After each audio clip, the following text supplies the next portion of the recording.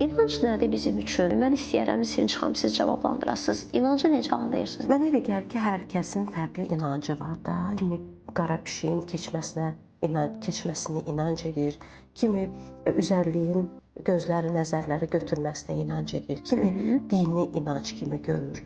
Yəni mənə görə bir şeyi, bir halı xüsusiləşdirib ona inanmaqdır. Yaxşı, düşüncə nədir? Düşüncəni necə izah eləyərsiniz? Düşüncəni necə anlayırsınız? Düşüncə bizi harasa aparan bir şeydir. Duyğu nədir bəs?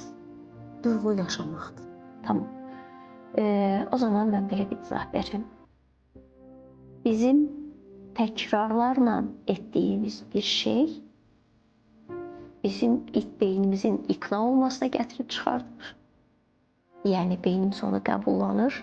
Qəbullanandan sonra onu inanca çevirir. İnanandan sonra bizdə duyğu yaranır. Duyğu yaranandan sonra artıq reaksiyalarımız başlayır. Və bunu davamlı etdikcə bizim beynimiz onu o qədər artıq qəlibləşmiş bir inanca çevirir ki, biz ondan başqasına inanmırıq.